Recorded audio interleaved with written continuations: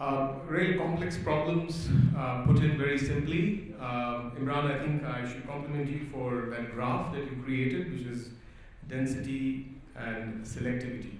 It is actually, a question that lurks in the minds of all of us, regardless of whether we are consultants, designers, or even operators.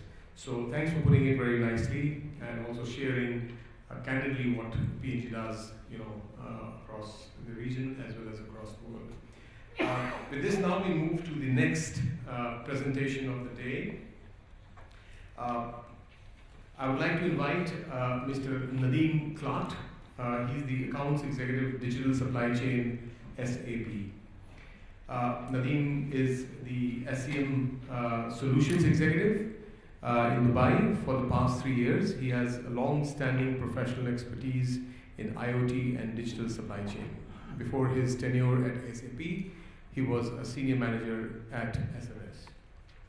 Mr. Klat will be talking about how to optimize your storage and warehouse processes with a cutting-edge warehouse management system. Nadim.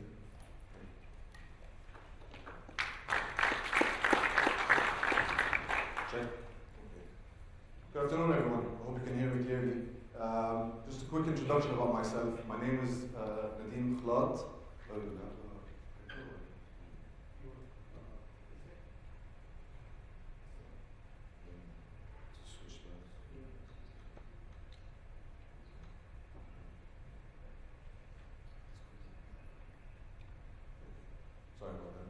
So, my 16-year career has been all around supply chain, logistics solutions, particularly focused on systems and IT. Done over 60 warehouse management system implementations in this time frame, as well as a lot of consulting work around processes and how to support customers or organizations optimize their warehousing and logistics process. Yeah. So, quick set the context. What are today's trends in the logistics market? Yeah? First of all, customers are very demanding today. Yeah? Customer is king. They're all expecting what we call a lot size of one, meaning they're expecting a very customized product for their own needs. This applies to most products, of course, not to, or even to water. Now it's being customized to every B2B organization as well. So generally, all the focus has been around the customers. It's now extremely important to have total visibility of your warehouse, of your logistics, of your supply chain process, and even all the way reflecting back to the product experience or the product manufacturing process, that it has to be customized to the end customer's requirements.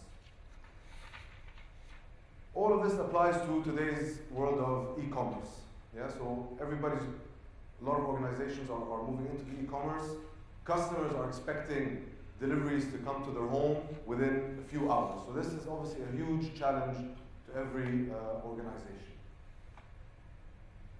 And like I said, so when we talk about e-commerce and how to optimize the e-commerce process, it's not about just the warehouse, it's the entire cycle. Yeah?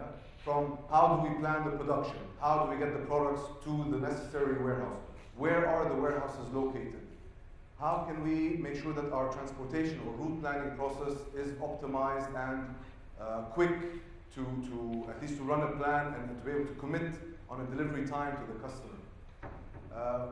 Companies are now also moving into what we call predictive shipping, where they can forecast where they need to deliver particular orders, or where will be the highest density points of where to deliver, so that they can optimize their routes as well and be able to commit to customer's order quite accurately. Now, if we drill down and focus a bit on the warehouse itself, yeah, so traditionally warehouses have changed from where they were in the past, just reactive manual warehouses, paper-based, a lot of different types of or manual storage systems, to more automated warehouses. And by automation, it could be fully automated, could be semi-automated, or could be at least directed by a warehouse management system, even if it is actual pickers doing the job. Could be with handheld devices, could be with RFID, could be with voice picking. We saw earlier a session about augmented reality with the smart glasses, which is something also I was going to give an example of. what's important along all of this is to optimize, but also to be very flexible.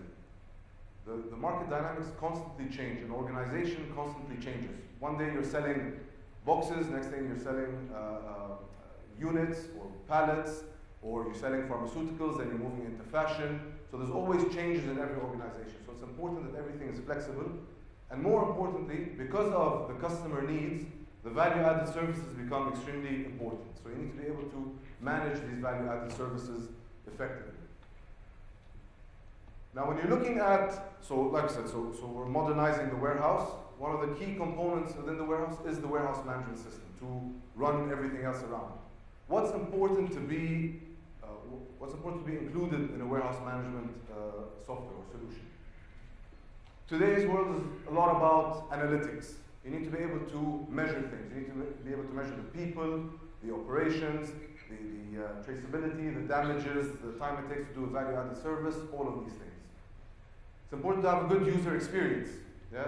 Today everybody expects intuitive apps, something simple that they can do, where they don't have to do a lot of training, plus to have a nice user interface that's friendly to the particular users in the warehouse, because let's face it, sometimes you have limited skills, so you need something very simple for them to use.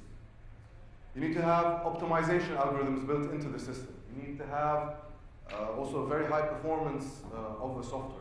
Yeah, there's companies doing thousands or even 100,000 orders a day, and all within a particular time frame or particular picking window. So the system needs to be able to manage or handle large volumes. Should be able to integrate with material or have a material flow system to integrate with conveyor systems and other type of automation equipment. I mentioned about the flexibility and adaptability, and also, of course, to make sure that we have end-to-end visibility across the warehouse, to know each picker, what he's doing, when he's doing, where the batch is, at which location, all of those details to be drilled down to the lowest level of data. When we talk about flexibility and adaptability, the warehouse management system should cater to different types of warehouses, yeah? Whether it's a distribution center, an e-commerce distribution center, whether it's a spare parts warehouse, whether it's a cross-dock or a transit warehouse. Your warehouse management system, first of all, should cater to all types of operations, because you never know where your business is headed. Yeah? You could set up a new business, you could get a new product line, dynamics change, so you need to have that flexibility to be able to move across different types of warehouses. Similarly, you should be able to cater to different types of industries, different types of products. Yeah? So always keep in mind that flexibility option, that you don't want a system that's only focused on retail or fashion, or only focused on manufacturing or palletized goods. It needs to be able to cater to everything, so you can adapt your operations and make sure you cover the functionalities required or the requirements needed for every particular industry. Okay, so now if we look at those key points that I've mentioned earlier, one thing is, the first point is optimization. Okay? The system needs to be able to handle all types of optimization, whether it's picking optimization, put-away optimization. More importantly today is reslotting optimization. Yeah? So in a warehouse, you always have your assigned pick faces to a particular item.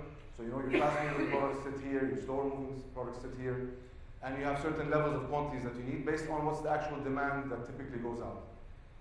In every project I've done, before the implementation happens, this slotting exercise needs to be redone. We set it up, we configure it in the system, and we go live. Within 3 months, the dynamics change.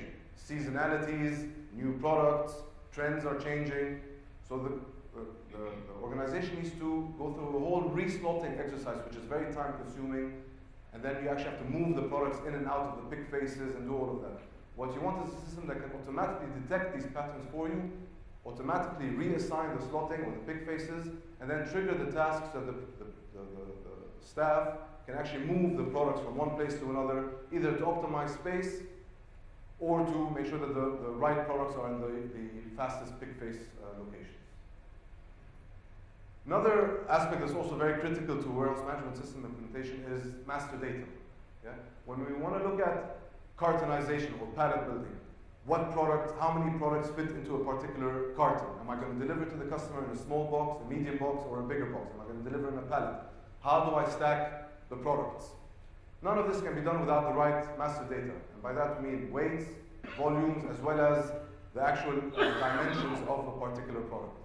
Only then, with that accurate master data, will a WMS system be able to optimize these things for you. How to cartonize, how to palletize, and how to even load onto a truck, or what can actually be delivered to a customer. The next point is wave management. How do we want to club orders? How do we want to do our picking strategy? Do we want to pick in bulk and then do a sortation process? Or do we want to pick order by order?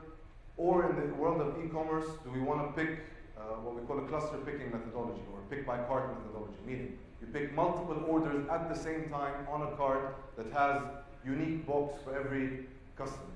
So in one picking route, you pick for customer A, for customer B, for customer C, and the packages are ready to go out or to be sealed and delivered to the customer.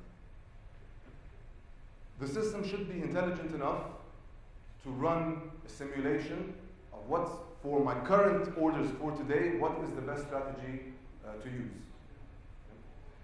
Similarly, it should be able to cater to the different types of businesses. So your company might be doing regular B2B deliveries as well as e-commerce deliveries. So you need to be able to run different strategies for each order type. The B2B, typically you might want to pick in the evenings, so you run a wave every late afternoon and do the picks in the evenings to deliver in the morning.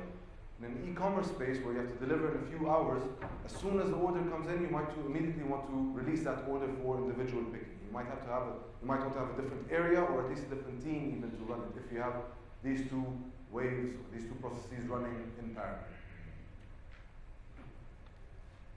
The last point is stock consolidation. So how do we save space? If I have the same product in two different locations, you want the system to be able to tell you, okay, you have two half pallets, consolidate them to save one bin for a new product or a new batch. And this is very applicable to drive-in, double deeps, these type of racking locations where it becomes more important to do.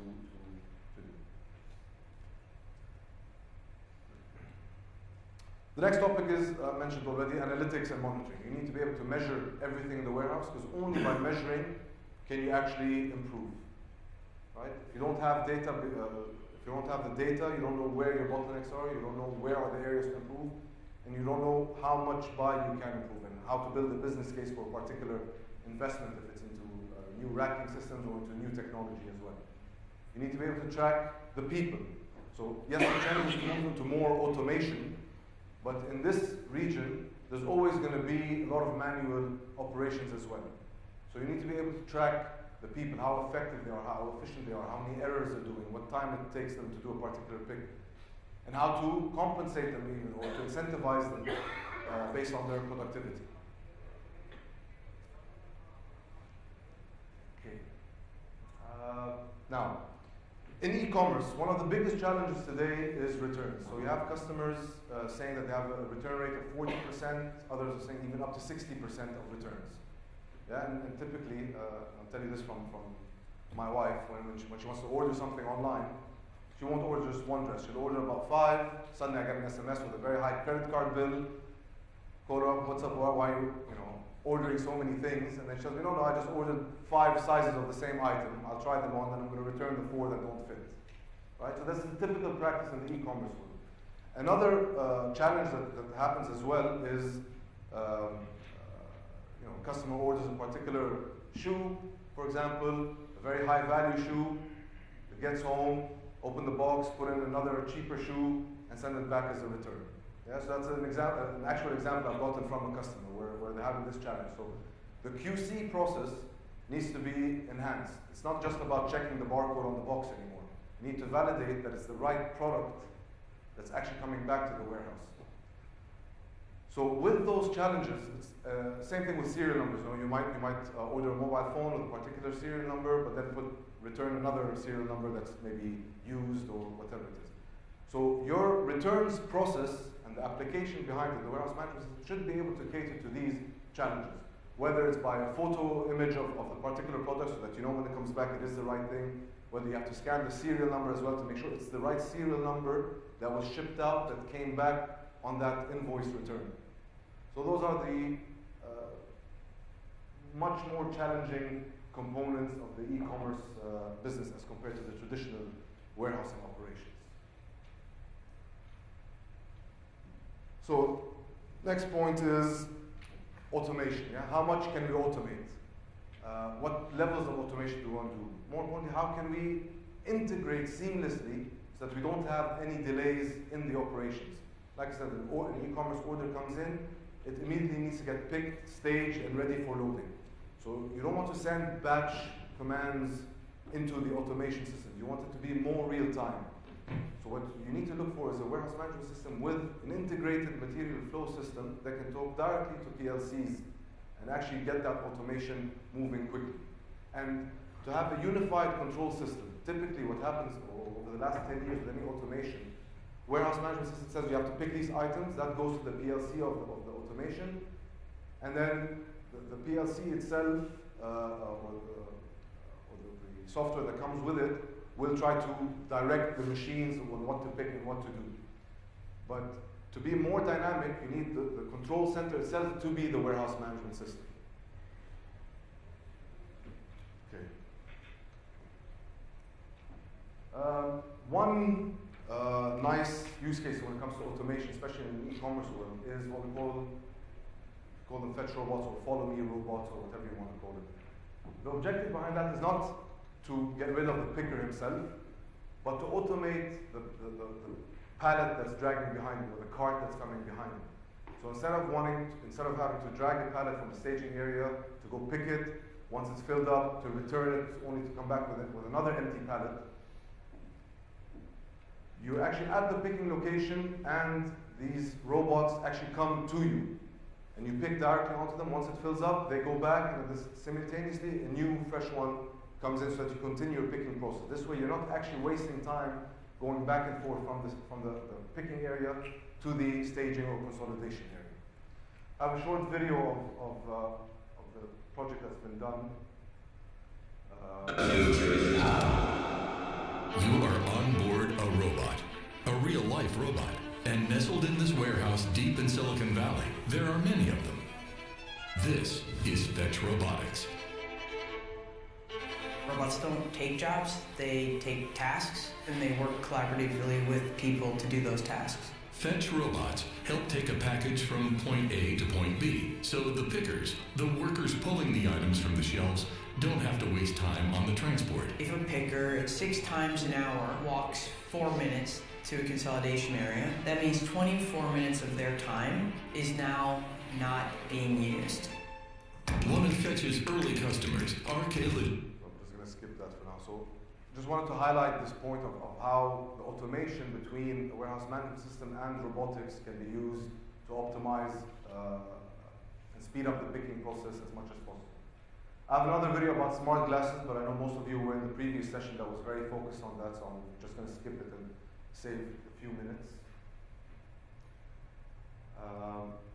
Now,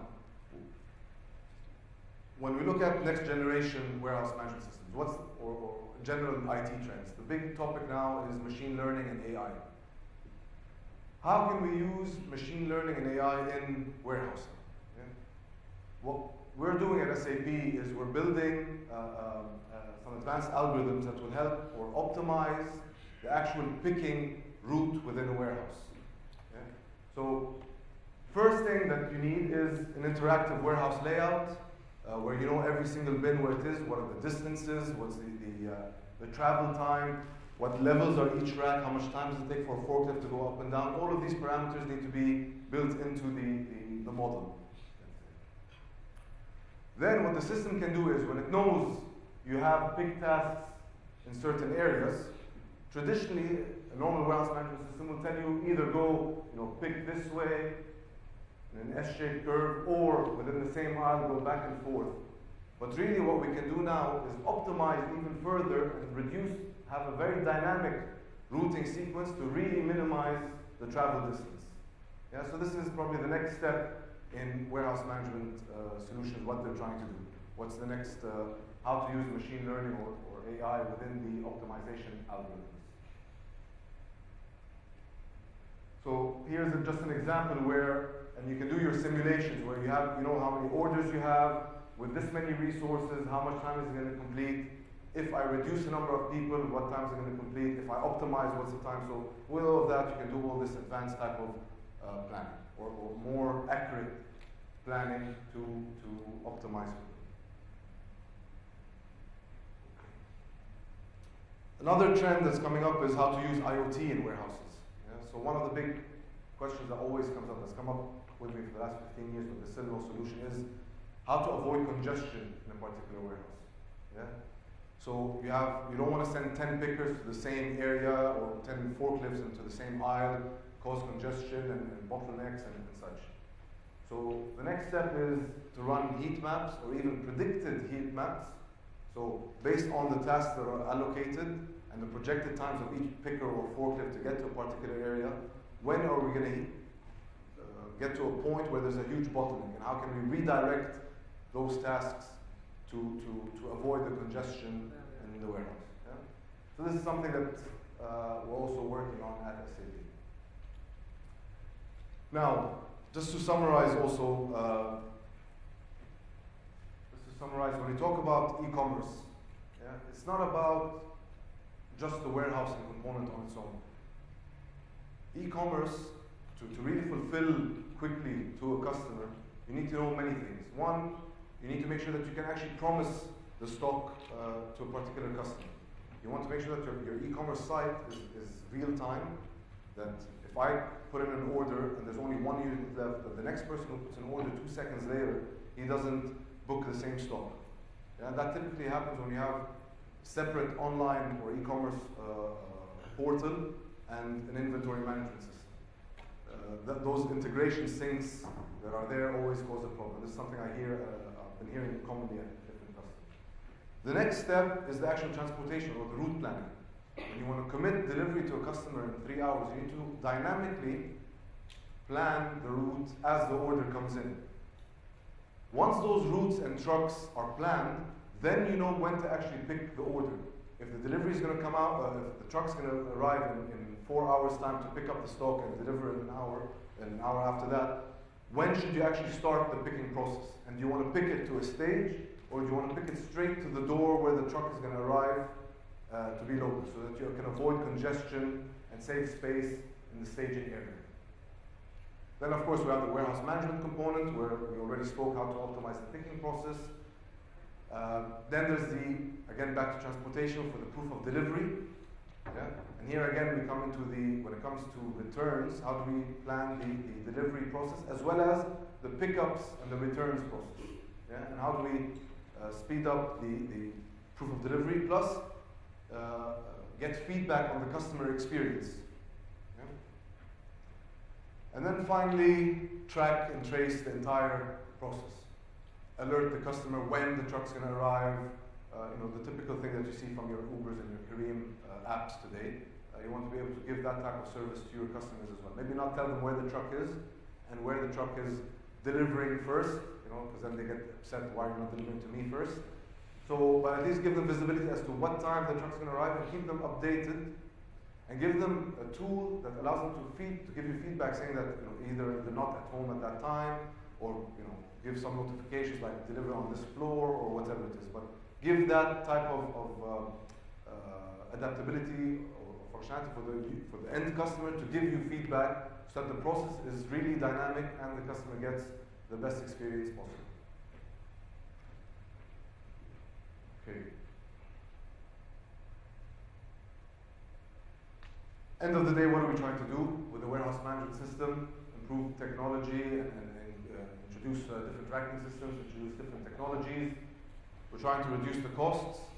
The last mile delivery or the e-commerce business is a very costly operation. The margins are not necessarily always there. Any change in the plan could really cost the organization a lot of money. So having an integrated platform from a technology, from a warehousing to logistics to a last mile delivery to customer experience needs to be an integrated platform to save costs, optimize the process, improve the productivity, accuracy, reduce returns for whatever reasons, or speed up the returns process, and make sure we have the flexibility and scalability so that we can adapt to the business and the market changes. So with that, I'm done. If there's any questions or any, anything anybody would like to add. No? Thank you.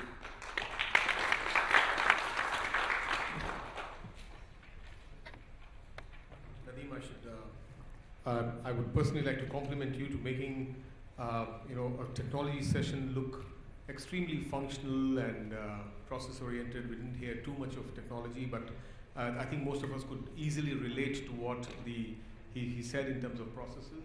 It was very, very process-oriented, very functional, and at the same time gave a lot of solutions, on how things are to be done and how softwares can actually help us in making life easy and help us do the business much faster. Thank you very much for your great insights.